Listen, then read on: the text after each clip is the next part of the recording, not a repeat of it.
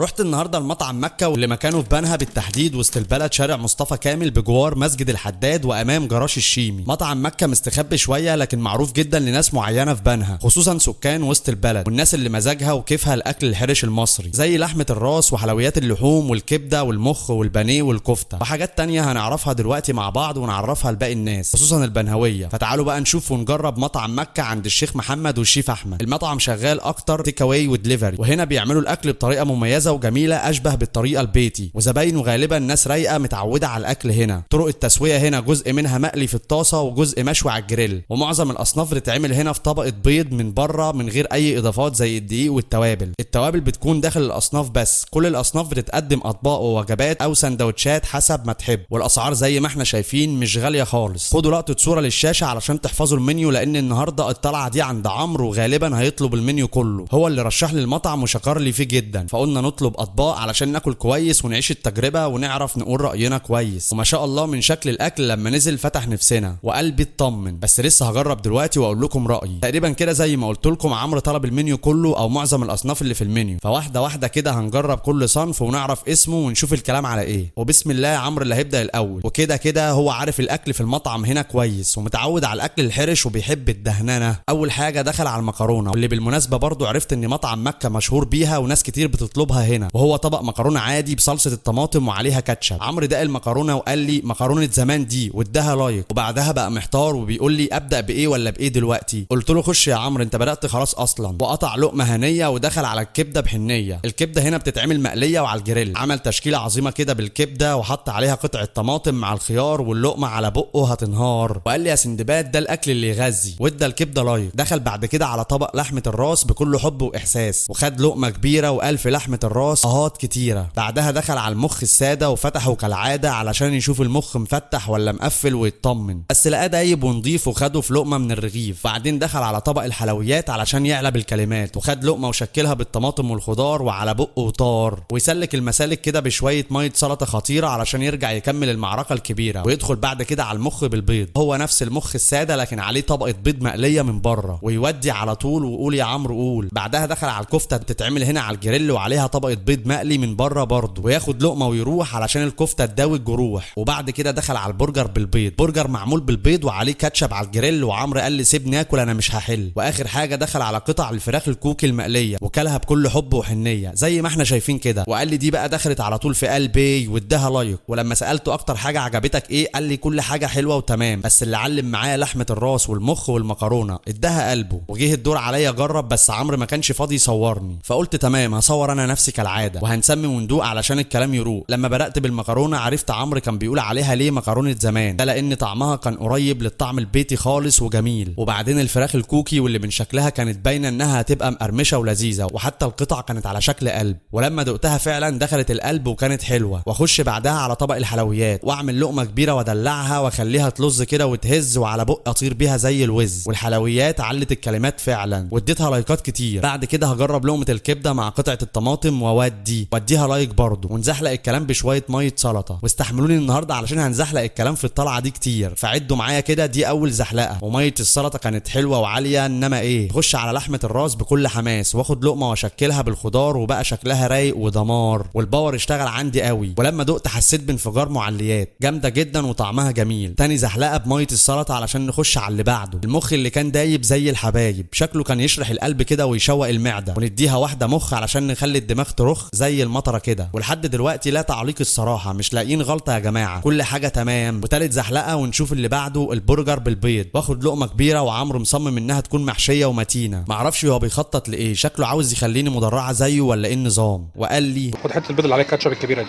يا اسطى كده كتير قوي معلش.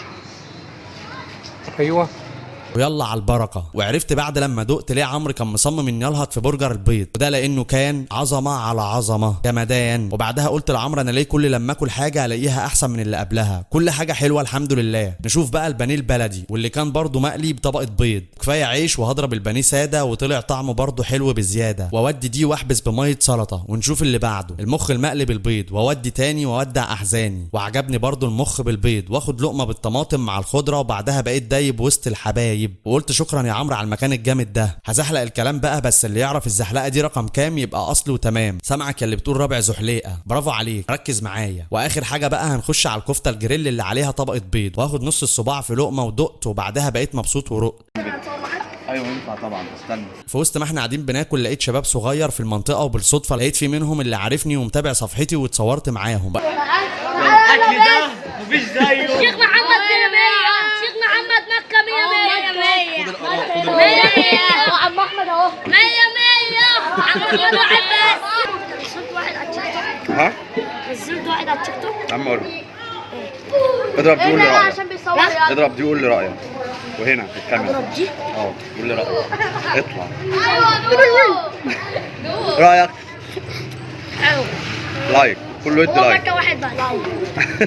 وقالوا رأيهم، واللي كان زي رأيي تقريبا ان مطعم مكة 100. وتسلم ايدك يا شيخ محمد انت والشيف احمد على الاكل الجامد اللي بتعملوه ده. الحمد لله التجربة كانت حلوة بالنسبة لي، كانت كل الاصناف جميلة وعجبتني جدا، وحابب ارشح لكم المطعم ده بكل ثقة انكم تجربوه، واتمنى لكم تجربة تعجبكم. وبالمناسبة مطعم مكة للاسف ملهوش صفحة على فيسبوك حاليا، لكن دي ارقام التواصل والطلبات بتاعتهم، تقدروا تتصلوا وتطلبوا وتجربوا الاكل الحرش الجميل ده، وتقولوا لي رأيكم بعدها في التعليقات. واللي عارف مطعم مكة وجرب الاكل هنا قبل كده يقول لي رأيه برضه في تعليقات. وما تنسوش لو الفيديو عجبكم اللايك والشير علشان اقدر استمر على خير. وفي النهايه عمرو سالني ها يا سندباد انبسطت من اختياراتي؟ قلت له طبعا يا عمرو، انا دايما بثق فيك وفي اختياراتك. بصراحه مطعم مكة جامد جدا. ومع السلامه يا غاليين، نشوفكم في فيديو قريب وجديد.